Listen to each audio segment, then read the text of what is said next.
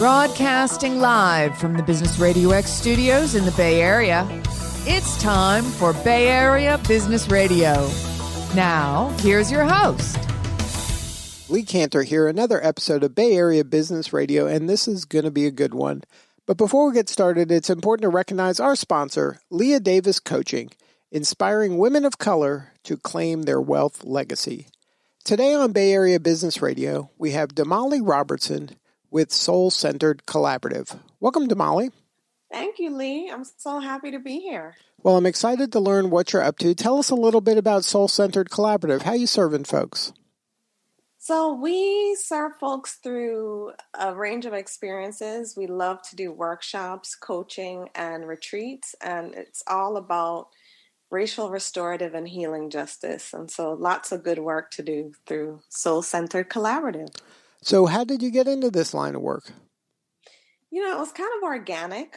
Ultimately, I've been a nonprofit leader for a long time.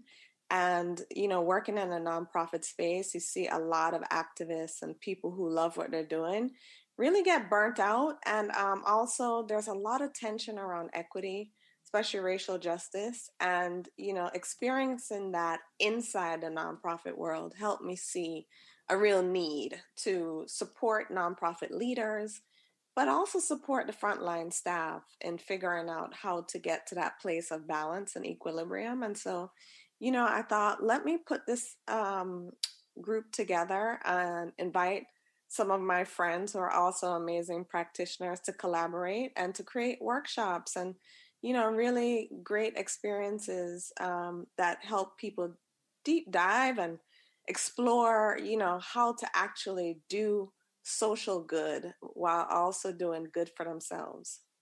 So now, when you were starting your career, were you always drawn to nonprofit and coaching and serving?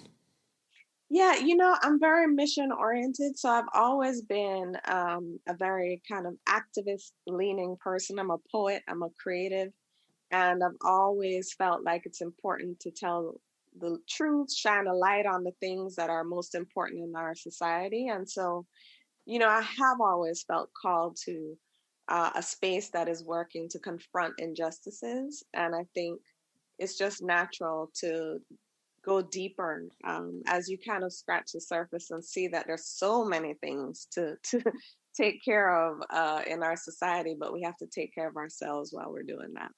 So now, as part of serving this group and helping folks kind of heal, and how does the kind of the fundraising and the money making fit into this? Do you do coaching for organizations to help them perform better in this area?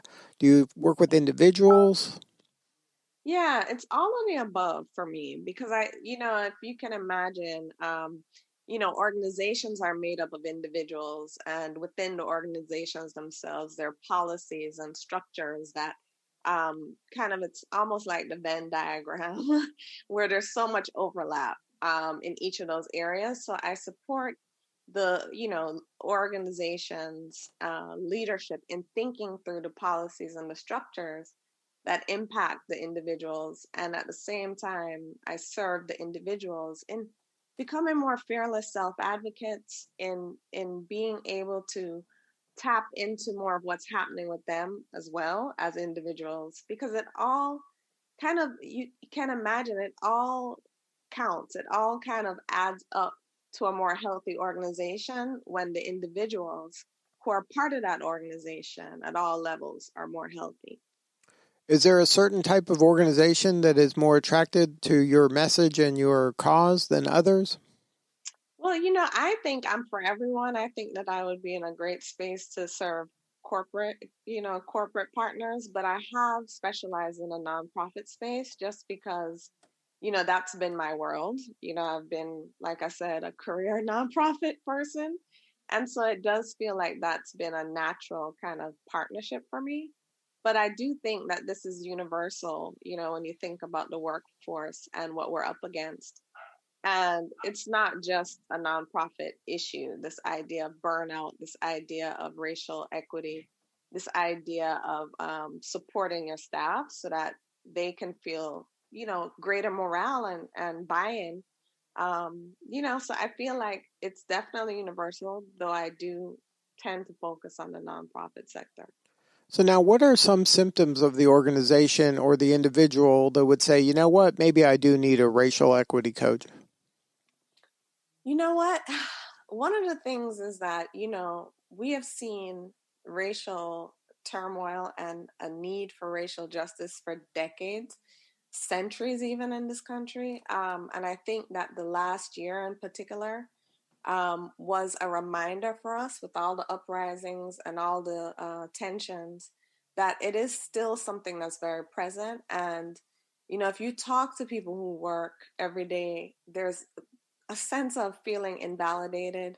There can be microaggressions and outright bias in the workplace that people confront every day. And I do think that more people shy away from doing this work. But with the last year as the background, more people are curious about how to get this work started.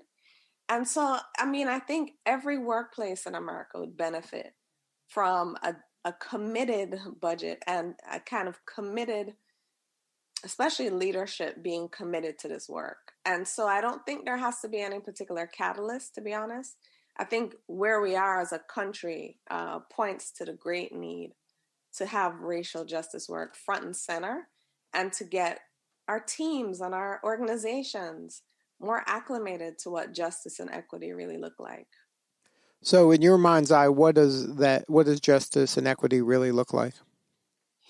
In my mind's eye, it looks like really, truly being able to bring your authentic self to work, like every single person in a workplace being able to show up as they are. It also looks like, to me, a commitment to seeing everyone thrive. And really, the way that sounds, it kind of sounds very aspirational. But if you think about, what's possible through an equity mindset, it is possible to meet people where they are. So whether that is like a racial justice lens or it's an intersectional lens where we're actually factoring the many identities that we all bring to the workplace and the many kinds of issues and challenges that we uniquely face, there's a way to do it. It just has to be intentional, and folks have to want to, which is part of the challenge and why I do this work. So can you share a story, don't name names or the company or the organization, but where you work with them and maybe they had some issues and then you were able to do some of your workshops or some of your coaching and help them kind of get to the next level? Yeah, sure. So I led a project in an educational setting, nonprofit that works with students and young people. And there was an issue that came out of that where one of the young people surfaced that one of the adults had said something that they felt was really offensive. And when I heard what the adult had said, I was coming in as a consultant. So I'm an outsider, but I immediately knew that I had to find a way to address the issue. So I had a conversation with that adult's manager about, even though the incident and the talking point in question was well-meaning, because the person was trying to build a bridge between himself and the student, the impact was harmful to the student. And so I raised that with leadership, and we created actually a two-step kind of approach. One of talking to the adult in question, but also coming up with alternative ways that this adult could work to build this bridge that he had been trying to build. And it was interesting because we created a workshop experience. We did some one-on-one coaching, and it really shifted the dynamic. And in the end, the person, because often the person doesn't understand what they did or what was wrong in the exchange. And so we were able to point out, well, this is where this went wrong. And he actually was able to say to me, oh, I could see where that would land with this student.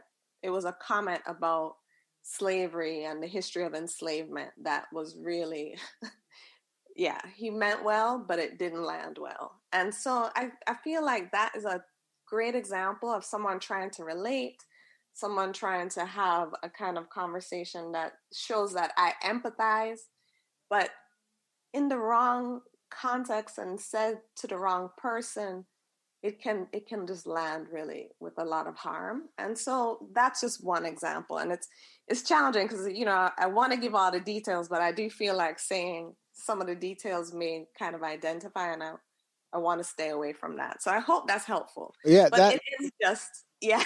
No, that was perfect. I think that really illustrates it.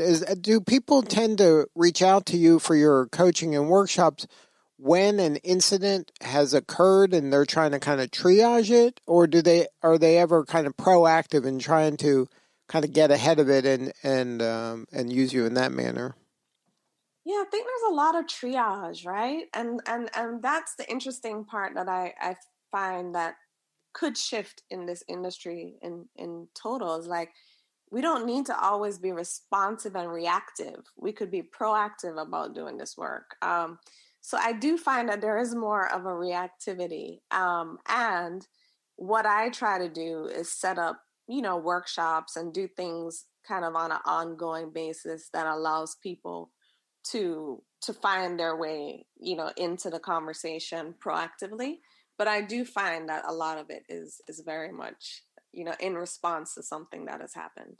So can you talk a little bit about your workshops? What are some of the topics and what are some of the ones you're hosting maybe coming up?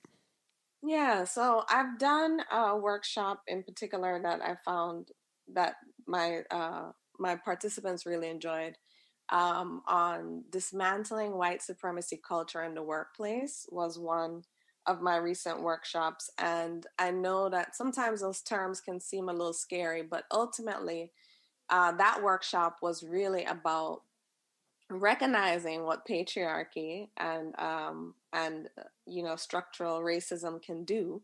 So it wasn't about people and individuals as much as it was about how we as people sit within that system. And so that workshop was well attended and well received, and it really came to folks seeing where they sit in that and what they can do as individuals, to help bring more attention to the need for greater equity in the workplace. And then I have an upcoming workshop that will be a collaboration with a partner of mine, Nakia Dillard.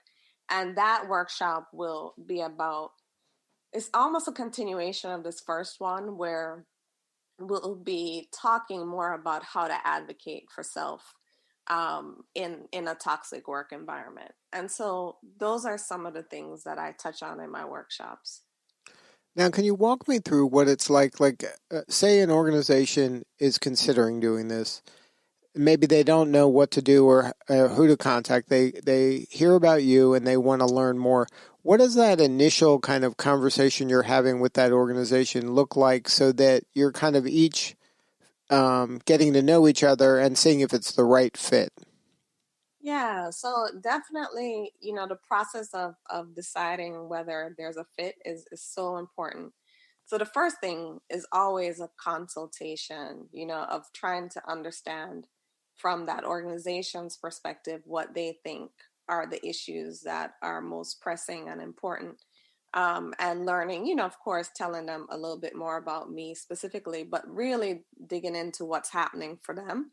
And then the second thing is, in one of my biggest projects and most meaningful projects, I spent a huge amount of time on the front end talking to staff one-on-one, talking to stakeholders one-on-one, looking at survey data that had been done, but really drilling down on conversations with people.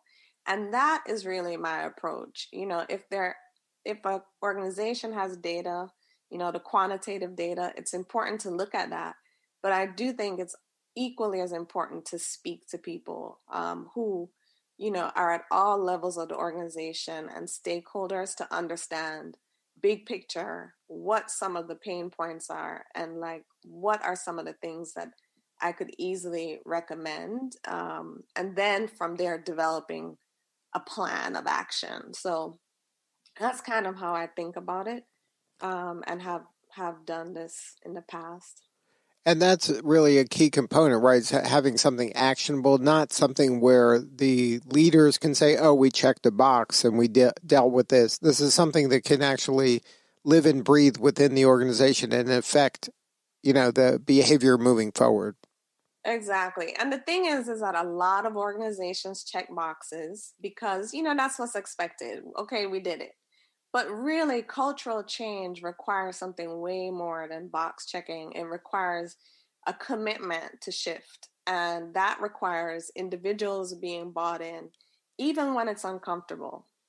Because this work is really uncomfortable because it requires people to look at their own stuff, which is always challenging, especially when you have things that are hard to confront. But that's what this is. It's this idea of really being willing to go and look hard at, some of the things that are inconvenient, but once addressed can really help move us closer to equitable work environments.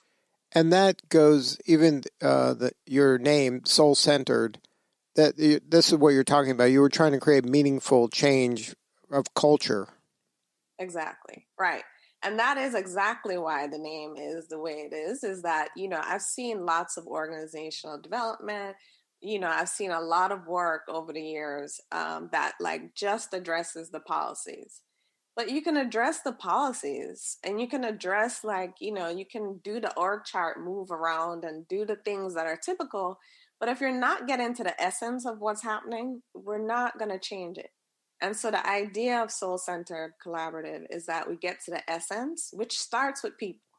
It starts with hearts and minds and a willingness to examine yourself deeply. And so in turn, the organization and what's happening with the organization as well.